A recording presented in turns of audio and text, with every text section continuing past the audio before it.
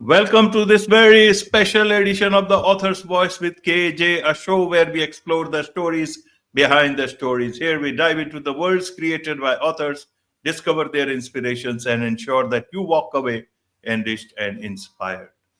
And today we have with us author Leah Chrest. She's a high school teacher, author, obviously, and blogger and lay preacher, as she calls herself. And she has written two books. We'll talk about her book, At the Edge of Jordan. So let's dive into the story behind the story. Welcome to the show, Leah. I'd love to be here. Thank you. You're welcome. Welcome to the show once again, this time on the author's voice with KJ. So we'll be talking about your book. So first, let's straightway talk about the book itself. Firstly, how did what inspired you to become an author? Let's start from there. So it was a really interesting situation. So I guess the first thing I would say is don't write anything off in your life as something that's not going to happen for you in a positive way. So I never really enjoyed writing. I was a good writer. I had excellent grades through high school and college English. Always A's, and I excelled, but I didn't enjoy it. When I would get an essay assignment or a writing assignment, I'd open up that document, put my name on top, write a random title, and close it just to get the feeling that I had started it, because I couldn't get beyond that, and writing was just not enjoyable to me, especially research papers. And so you can see the irony with a little bit about the book, if not more, that I wrote a research paper for fun. Um, but that's what happens when you get inspired by something. And so the thing that I am truly, truly passionate about always has been faith, spirituality. I grew up Christian, I grew up Catholic, I attended Catholic school all the way through college. But I had so many questions, the same questions most people have. Why did bad things happen to good people?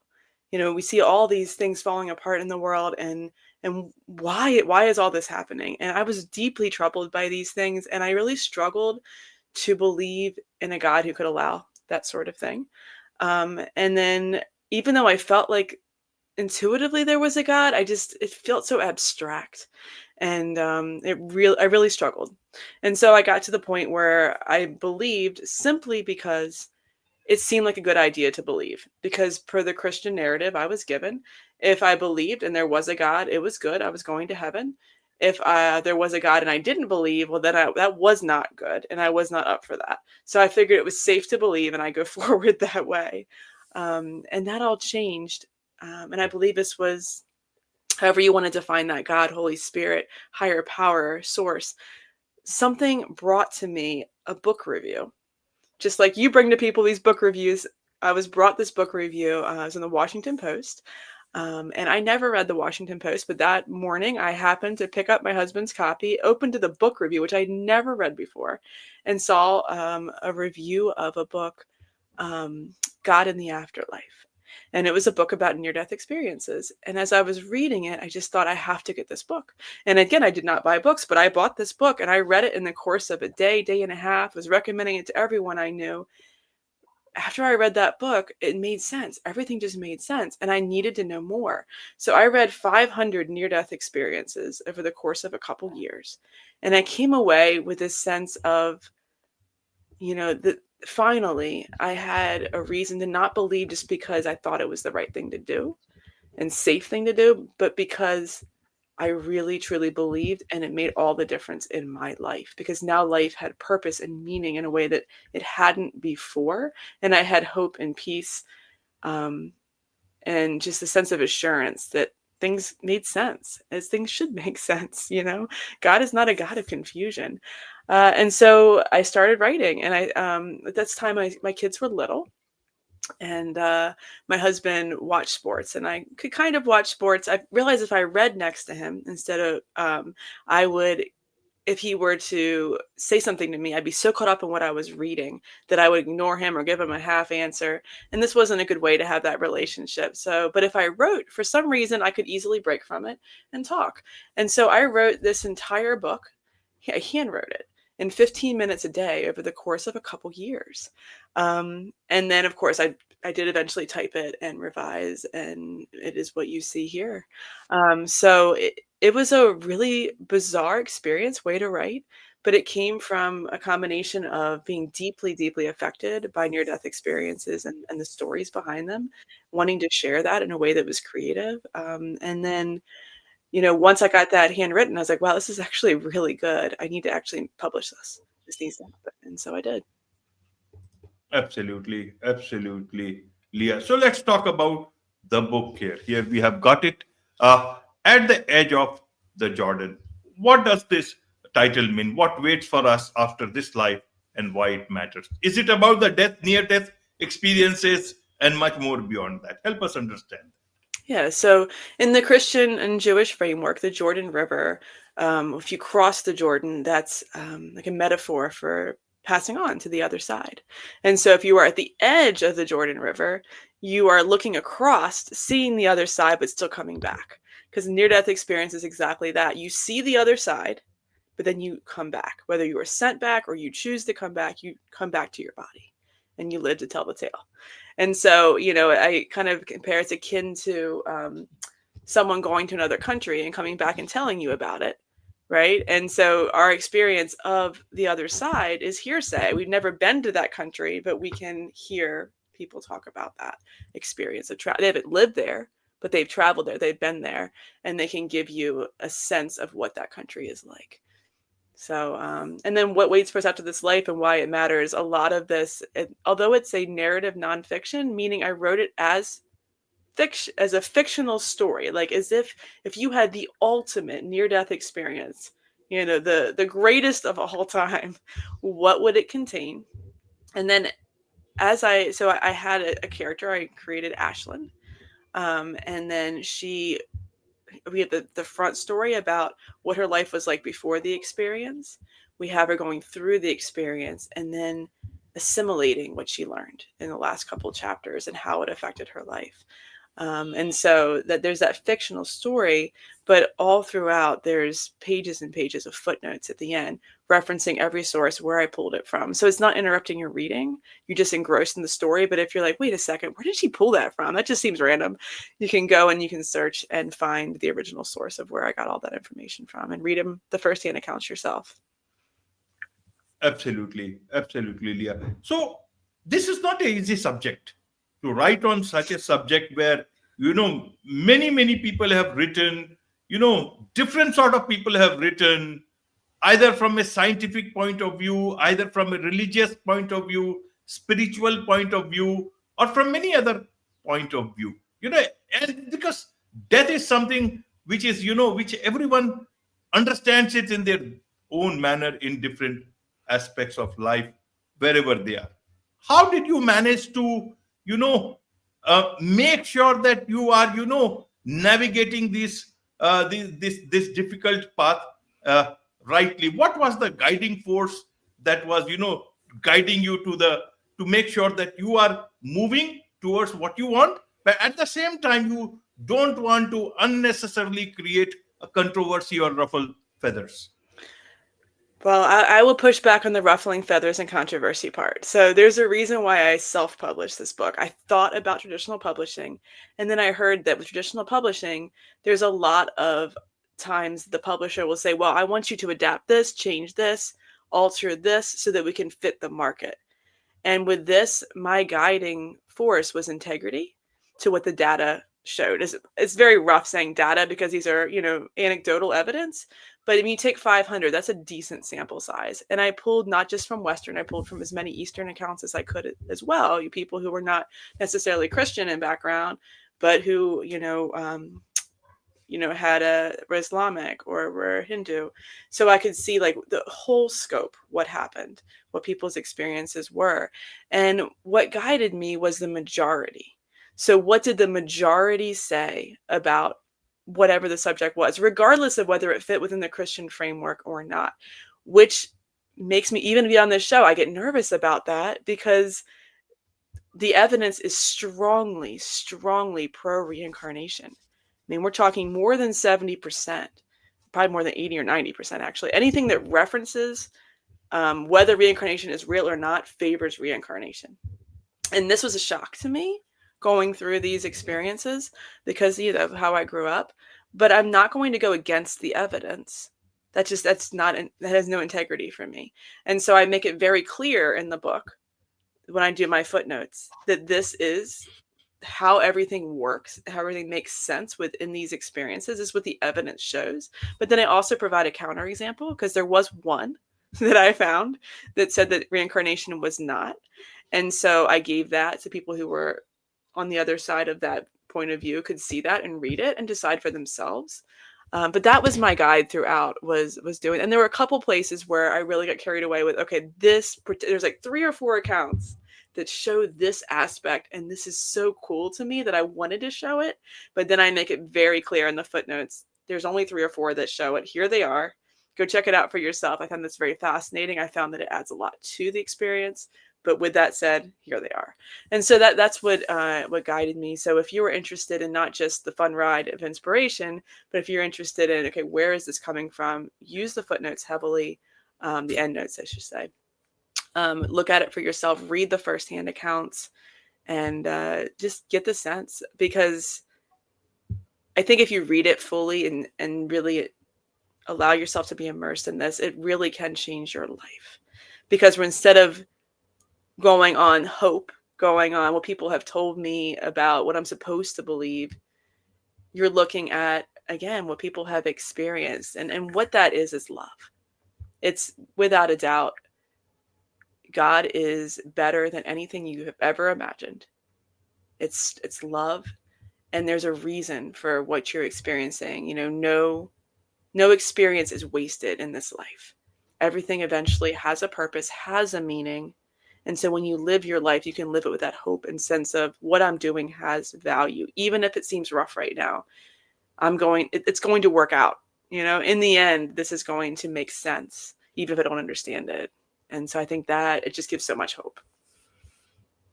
Absolutely, Leah. So let's understand this. Why do some people have near death experience and many people do not?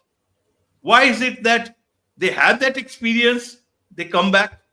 Why is it that they don't want to cross over, or whatever power that is? Why is it that they don't pull it towards its side? Yeah, it's a great question.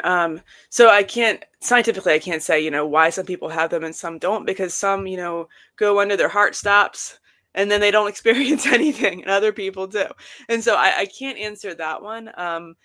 I think some people are meant to, because that experience is going to change their life trajectory for the positive. And so in this story, At the Edge of the Jordan, the character Ashlyn, her guides, her angels, tell her as she's on the other side that she had this experience because she had her specific life lessons that she was on earth to learn, but that she was having a lot of trouble with it.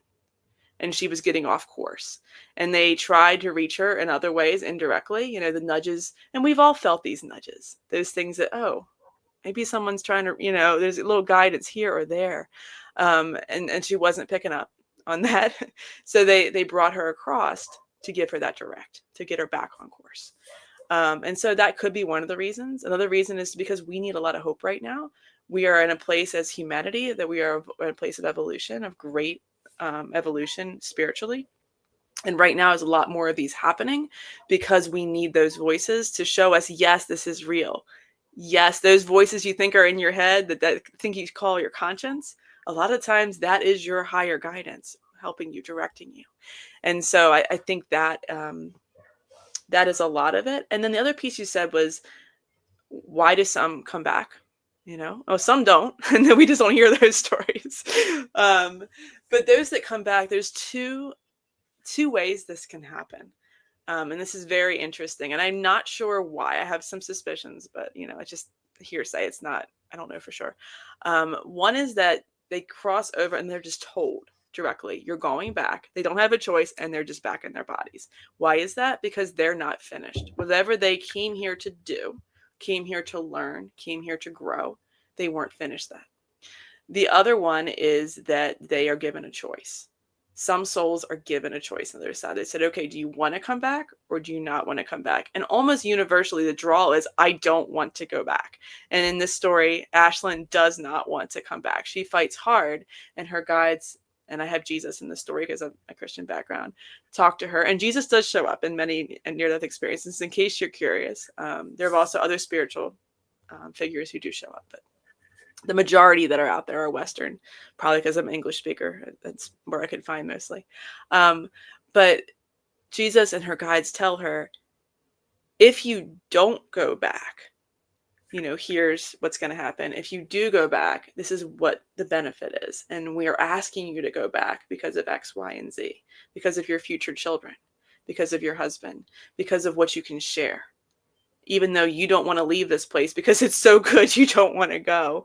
Here's what you need to learn still. Here's how your soul needs to grow and develop. And they choose to come back. And coming back is, I have a couple friends. I've never had near that experience, but I have a couple of friends who have, and they've said, and as Ashlyn experiences, it's hard because you're in this idyllic place.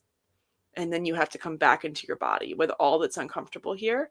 You don't have sore throats over there. You don't have arguments with family members. None of that happens.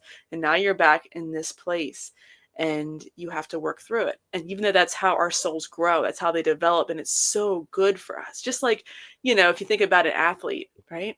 To be a good athlete, you have to push your body to the max to get results, to grow. And I would think of this as like a heavy workout. You are giving your soul the ultimate workout on earth because there is so much difficulty here, so much resistance that you grow. And a lot of people the reasons our souls come here is for growth. And I think when you realize that, it makes things a lot easier. Okay, I'm here to grow. I can do this. I can learn my lesson. I can see what I need to see here. And the more you grow, the more you lean into those lessons, the more joyful it becomes. If you're forced to work out, it's a lot more painful than if you're choosing to work out. I guess I'll say it that way. Absolutely, absolutely, Leah. So a lot of people who are, come back, what is it that, how is it that their lives changed? Because you have read a lot, you have done interviews also. Mm-hmm. What is your understanding? For majority of them, how does their life change? It changes absolutely, utterly. I mean, it's when you have the direct experience of the other side. My closest friend who had she was in her 30s. She's now in her late 60s. So she said 30 years back in her body. The first couple, she said, were very, very difficult because when she came back, like nothing mattered. She realized that, and while everything mattered, right, because she was here to learn and grow, in the same sense, the things that used to motivate her, a paycheck, people's opinions, all those safety. Once you come back, you're the greatest motivator for most human beings is the fear of death. When you think about it, it's fear of loss and death. And when you come back, that is gone. It's completely obliterated. You don't have a fear of death anymore. And so it just changes how you see life entirely. And it's very, very hard to exist in this world without that. Because it's like, well, why? And she said for her, she had a young child at the time, maybe 1 or 2 years old. And that's what kept her going, was a purpose she could get behind, even after her experience is loving this soul. And so that's what got her up every day, was for her son. And there's also the changes of sensitivity to the spiritual side. So our brains are designed to tune out what's around us. And we are spiritual beings, and we are surrounded by spirituality. So for instance, if you're walking down the street and you could see truly everything that's there, you would see beings, like angelic beings, all the time. But we tune that out. Our brains are filters. So that, think about the electromagnetic spectrum. We're trained to see this much of the entire spectrum. That's all we can take in. And the same is true of all reality. Our brains harness this much. That allows us to focus on this experience in this body to learn and grow. When they come back, they can't, that spectrum's broadened. It's not full, but it's broadened. And that's altering, it's like, suddenly you've been blind all your life and now you can see. That's an adjustment. And so they have to adjust to that. They may have vivid dreams. They may have have premonitions of what's going to happen to people. There's even weird things about not being able to wear a watch because the watch malfunctions, really, because electromagnetically they're different. I mean, there's a lot of bizarre things that happen. Also, their relationships shift because relationships that were once based on earthly reasons may not make sense anymore. And even if they don't leave, the other person may think, I don't know who I'm married to anymore. I don't know who I'm friends with anymore. I don't know who this person is. And a lot of relationships shift, not all, but that is the majority. I make a comment in my story. Ashlyn does not leave her husband.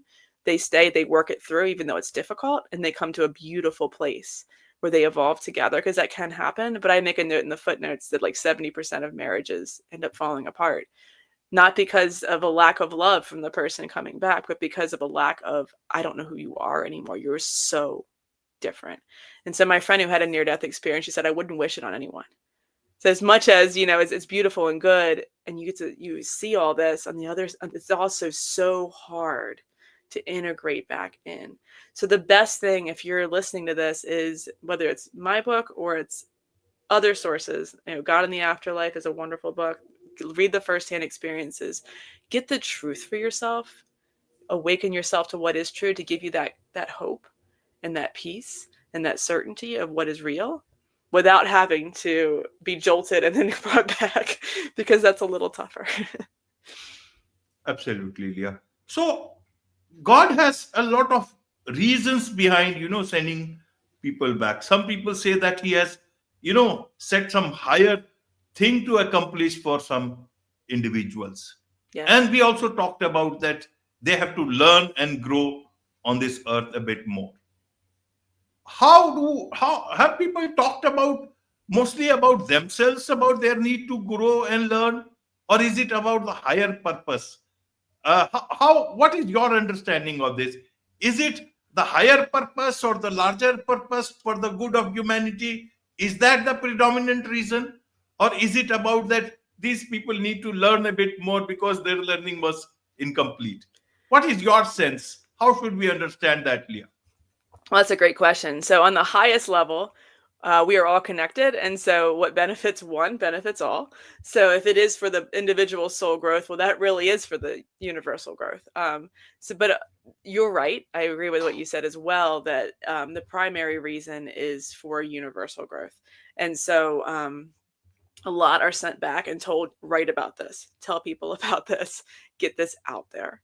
Or you have to come back because your job is not complete, not just for growing, but for who you're walking on this earth with. One of the things that come up in near-death experiences is the groups that we travel with, the soul groups that we travel with. And so you may have promised in this lifetime to be a mother to someone or something, to be a mentor, to sometimes provide a challenge to someone. Maybe your specific personality just grinds somebody else just the right way to push them to evolve. And I love that perspective, because that was one of the things that stuck with me the most. Is it cracked me up, but it also gave me some hope, because there are some people in your life that you just butt heads with. And you just feel like, why does this person get under my skin so much? And a lot of it is they were put here specifically to help you grow in one particular area. So sometimes we're put together in conflict for a reason. But whatever that reason is, whether it's to provide loving guidance to provide support for a companion, or challenge to someone else, we have a role. And when we say, oh, I don't want to do that anymore, I'm not going to do that part. Well, yes, as another friend of mine says, God has the deck stacked, like the card deck. So would there be someone else to fill that in? It could be provided. But the ideal is that you do your part, and then you come back and you do what you've agreed to do. The other thing I would toss in here, it's a little unrelated to what you said, but I think important, is that if you are kind of at a loss right now for like what's going on in your life, look for the themes. Look for what keeps popping up again and again and again. Because if you see the same lesson continuing to pop up, then that's one of the things you're here to learn. So for me in my life, and I realized this after reading these near-death experiences, I was so reliant on someone else to complete me. And I kept on being failed again and again with, oh, but they're not completing me.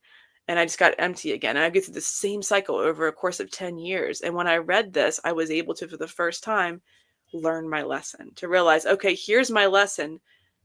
God help me to learn it. And once I did, something clicked. And then my life shifted from one of learning to one of service, where I could say, okay, I've learned my main lesson. Of course, I'm always learning and growing. Now I can help others to learn theirs. And that's my second book, but that's a whole other thing. But that's, I think, something to take away is look for the lessons in your life and be willing to lean into them and grow from them. Absolutely. So, who is this book for at the edge of the Jordan? Yeah, it's for anybody. I would say, if you're a spiritual seeker of any type, if you have a Christian background, more will make sense to you because I make biblical references. Jesus is in about 5 or 6 chapters. I make him a central figure because it was a central figure in my life as a still is, I identify as Christian. So that is in there. So if you do not have a Christian background, you can still read it and you can still benefit from it, but it's probably a little bit better suited if you do have a Christian background, but are open to seeing what's beyond what you learned in church. Because what you learn in church is true, but there's a truth that's like above it and a little bit broader, and then it helps you to see where all that fits. So I think that's mainly who the book's for. Anybody who's curious about near-death experiences, anybody who is looking for answers. Absolutely. Anyone who is looking for answers. Did it answer any of the things for you, this whole experience of writing this book? How did this writing of this book impact you, Leah? Well, first of all, that God is truly loving. After reading this book or writing this book and reading Jeffrey Long's God in the Afterlife and the near-death experiences that I did read, I realized that if we imagine God to be any less loving than the most loving parent we can possibly imagine, we have him wrong. And it helped me to clarify a lot of things. That's like, oh, okay, this is who God is. God is pure love. It also helped me to realize that guardian angels are real, because I hear about those growing up, are angels real? Yes, we have them. It helped me to kind of have a piece about do we see our loved ones again? And yes, we do. Although those relationships, as Jesus says, and again, I'm going because my Christian background, but Jesus says that, he's God of the living, not the dead, that there's no marriage or giving in marriage in heaven, that our souls those relationships always are there. We never lose that. They may not be husband, wife, son, daughter on the other side, but they are beloved and you will always have that. And then hope for the future that, Earth is not going down in a spiral, that there is a plan for the Earth and all of us that is good. There's going to be a lot of what I read is, we're going to be going through some interesting things coming up in the next 100 years, but what comes out of that, just like I said, a good workout trains the individual soul, a good global workout trains all of us collectively. And so, we're in it. It's going to be tough, but it's going to be good. And where we end up is going to be really wonderful. Absolutely. So this is one book, another book you have written, It's Okay to Be Okay. Any other book in the pipeline? Anything else that you want the world to know about, Leah? I'm working on one more. This was one that, post writing At the Edge of the Jordan, I had a spiritual awakening, not before, but after. And I can say that everything I experienced at spiritual awakening, I was like, wow, everything I wrote in this book is true. But then I had a vivid dream about 6 months ago where I was told to write this third book. And so it's about learning how to listen to those angels, to those guides, to the Holy Spirit. And it's written from an exclusively Christian lens to help people who are in that church and kind of stuck into following rote things that they've been taught and grown up in those traditions, to kind of go a little beyond that, to experience God one-on-one and to see how that's supported in the biblical narrative. So that's my next book, and I'm just a couple chapters into writing that, but Wonderful. There's so much to learn about all this from you, Leah, and I'm sure a lot of people would want to connect with you, learn more from you. This book, another book that you have written, and the other one that you are working on. What is the best way for them to do so? Follow me on my blog, thecontemplativechristian.com. again, thecontemplativechristian.com. There's links to both my books, has my blog, has my YouTube where I lead guided meditations, and podcasts, all that stuff you can find there. Wonderful. With this, it's a wrap on this very special edition of The Author's Voice with KAJ. Thank you so much indeed for joining us. Thank you.